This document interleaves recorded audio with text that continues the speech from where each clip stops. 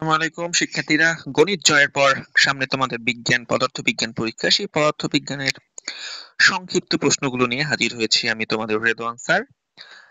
হ্যাঁ, আমরা মূল পাঠ্যতে যাওয়ার আগে একটু সিলেবাস সম্পর্কে বলি। তোমাদের 6টি প্রশ্ন দিতে হবে।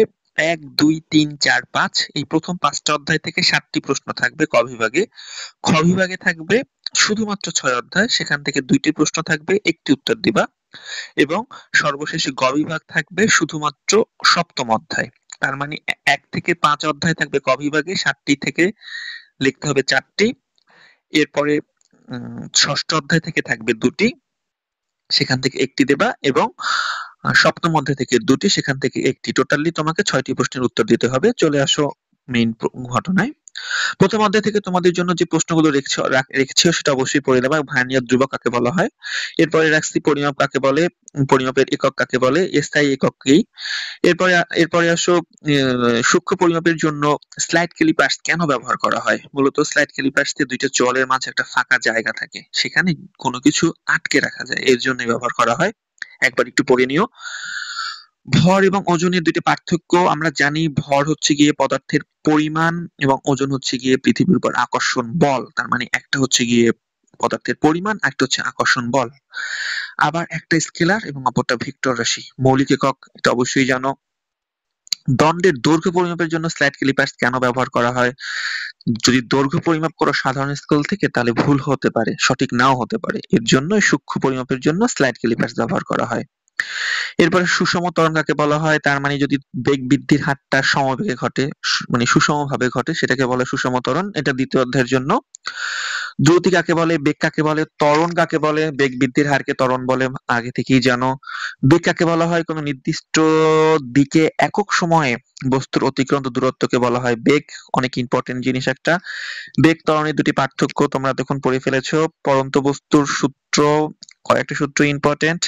বস্তুর ত্বরণ বলতে কি বোঝায়, আগেও বলছি, বেগ বৃদ্ধির হার। তার মানে প্রতি সেকেন্ডে এই হারে বেগ বৃদ্ধি পায়। চলে আসো তৃতীয় অধ্যায়। তৃতীয় অধ্যায়টাও অনেক ইম্পর্টেন্ট। গতির জড়তা বলতে কি বোঝায়। একটা বস্তু যে, একটা গতিশীল বস্তু যে গতিশীল থাকতে চায়, সেই থাকার যে প্রবণতা বা ধর্ম, সেটাকেই বলবো আমরা গতির জড়তা। ভরবেগ কাকে বলা হয়। ভর এবং বেগের গুণফলই হচ্ছে ভরবেগ। জড়তা কাকে বলা হয়, ওই যে বস্তু, যে বস্তুই যে অবস্থায় ছিল সেই অবস্থায় থাকার একটা প্রবণতা আছে, এই ধর্মটাকেই বলা হয় জড়তা। ভরবেগের পরে ত্বরণ কাকে বলে। বেগ বৃদ্ধির হার ত্বরণ। বেগ ভরবেগের সংরক্ষণশীলতা নীতি অনেক ইম্পর্টেন্ট একটা প্রশ্ন। মানে একাধিক বস্তুর মধ্যে যদি ক্রিয়া প্রতিক্রিয়া ছাড়া অন্য কোনো বল কাজ না করলে নির্দিষ্ট দিকে তাদের ভরবেগের কোনো পরিবর্তন হয় না। এটাই হচ্ছে ভরবেগের সংরক্ষণশীলতা সূত্র।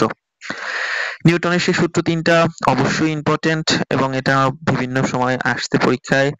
জুতোর তলায় খাঁজ করা থাকে কেন, সবাই জানো, কারণ ঘর্ষণের জন্য। এরপরে শিকারী বন্দুকের শিকারী যখন বন্দুক ছড়ে থেকে গুলি ছড়ে তখন পিছনের দিকে ধাক্কা লাগে কেন, সেটা হচ্ছে গিয়ে সেই নিউটনের 3য় ল, যে প্রত্যেকটা ক্রিয়ার সমান এবং বিপরীত প্রতিক্রিয়া আছে, এটা দেখানোর জন্যই এটা হয়। 50 নিউটন বল বলতে কি বুঝো। যদি তুমি 1 কেজি কোনো বস্তুর উপরে 1 নিউটন বল প্রয়োগ করলে যদি তার সরণ হয় 50 মিটার, তখন সেটাই হচ্ছে গিয়ে 50 নিউটন বল। ভরবেগ আগেই জানো, ভর আর বেগের গুণফল। সো ভরবেগ এইটা বলতে বুঝবো যে ভর আর বেগের গুণফলটাই হচ্ছে 400। এরপরে আসো চতুর্থ অধ্যায়। চতুর্থ অধ্যায় শক্তি কাকে বলা হয়। কাজ করার সামর্থ্যই শক্তি, এটা অনেক ইম্পর্টেন্ট। ক্ষমতা মনে হয় আরো বেশি ইম্পর্টেন্ট, প্রায় 2-1 বছর পর পরই শক্তি কি ক্ষমতা কি পরীক্ষায় আসছে। মাঝে মাঝে আসে গতিশক্তি নিয়ে, সেটাও পড়বা। এরপরে আসো ওয়াট বলতে কি বোঝায়, ক্ষমতার এককই হচ্ছে ওয়াট। এরপরে 20 জুল কাজ বলতে কি বোঝায়। জুল বলতে বোঝায় ডাব্লিউ, মানে কাজ। W equal to F S. তার মানে 1 নিউটন বল প্রয়োগ করলে তার এস মানে সরণ হবে 20 মিটার। এই জন্য সেটাকে বলবো আমরা 20 জুল কাজ। কাজ এবং ক্ষমতার পার্থক্য ডেফিনেটলি পড়বা। 50 জুল কাজ, 40 জুল কাজ, অনেক ইম্পর্টেন্ট। এই টাইপের প্রশ্ন বারবারই আসে। চলে আসো পঞ্চম অধ্যায়। চাপ কাকে বলা হয়। আসলে চাপ কাকে বলে তোমরা ভালো করেই জানো, যে কোনো ক্ষেত্রফলের উপরে যে বল প্রয়োগ করা হয় সেই প্রযুক্ত বলই হচ্ছে চাপ। ঘনত্ব কাকে বলা হয়। একক আয়তনের ভরকে বলা হয় ঘনত্ব। তাপমাত্রা বলতে কি বোঝায়। তাপমাত্রা হচ্ছে গিয়ে তাপীয় অবস্থা, যেটা ডিসিশন করে যে সে অন্য একটা বস্তুর কন্টাক্টে আসলে তাপ দিবে নাকি তাপ নিবে, এই জিনিসটা। সে সেই জিনিসটাকে বলা হয় তাপ। পচা ডিম পানিতে কেন ভাসে? ঘনত্ব কম বিধায় পানিতে ভাসে।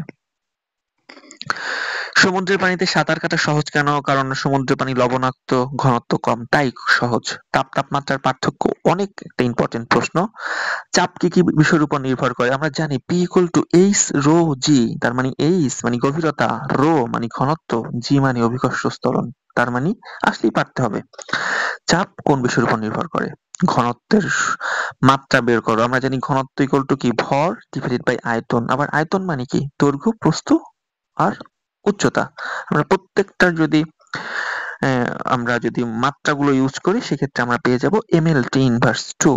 অবশ্যই পারতে হবে এটা। এরপরে আসো, তাপ বলতে কি বোঝায়? তোমরা জানো তাপ কি? একটা শক্তি যেটা আমাদের অনুভূতি যোগায় ঠান্ডা গরমে। তাপমাত্রা বলতে কি বোঝায়? আগেই বলেছি। আপেক্ষিক তাপ বলতে কি বোঝায়? 1 কেজি কোনো ভরের কোনো বস্তুর তাপমাত্রা 1 ডিগ্রি বাড়াতে যে তাপের প্রয়োজন তাকে আপেক্ষিক তাপ বলে। একক আয়তন কাকে বলা হয়?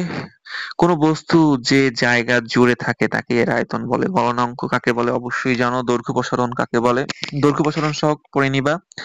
ক্যালোরিমিতির মূলনীতি অনেক ইম্পর্টেন্ট একটা কথা, যে গৃহীত তাপ বর্জিত তাপ। এটাই হচ্ছে ক্যালোরিমিতির মূলনীতি। এরপরে যে প্রশ্নগুলো ছিল, পদার্থের তাপমাত্রিক ধর্ম কি? কঠিন পদার্থের প্রসারণ কাকে বলা হয়? তাপ ও তাপমাত্রার SI একক অনেক ইম্পর্টেন্ট। তাপমাত্রার পার্থক্য একবার বলেছি। ফারেনহাইট স্কেল কোন তাপমাত্রায় সেলসিয়াস স্কেল এবং ফারেনহাইট স্কেল সমান? -40°C তাপমাত্রায়। এটা সংক্ষিপ্ত প্রশ্ন হিসেবে দেওয়া হয়েছে। রেল লাইনের মাঝে তামার দৈর্ঘ্য প্রসারণ সহগ এত বলতে কি বোঝায়? কারণ 1 মিটার দৈর্ঘ্যে তামার দণ্ডের তাপমাত্রা 1 ডিগ্রি হতে তার দৈর্ঘ্য এতটুকু বৃদ্ধি পায়। এটাকেই বলে দৈর্ঘ্য প্রসারণ সহগ। রেল লাইনের মাঝে ফাঁকা থাকা হয় কেন? সেটা জানো। কারণ তাপমাত্রা গ্রীষ্মকালে যখন তাপ বাড়ে তখন পদার্থের প্রসারণ ঘটে, এই জন্য দুর্ঘটনা না ঘটে এর জন্য ফাঁকা রাখা হয়। বাষ্পায়ন কোন কোন বিষয়ের উপর নির্ভর করে? বায়ু প্রবাহ, ক্ষেত্রফল, তরলের প্রকৃতি, চাপ, বায়ুর উচ্চ ও শুষ্কতা এই সকল বিষয়ের উপর নির্ভর করে। সর্বশেষ অধ্যায়ে চলে আসো। কম্পাঙ্ক বলতে কি বোঝায়? কম্পনশীল কোনো বস্তু প্রতি সেকেন্ডে যে কম্পন সম্পন্ন করে তাকে বলা হয় কম্পাঙ্ক। পর্যায়কাল, বুঝতেই পারছো পর্যায়কাল জিনিসটা কি?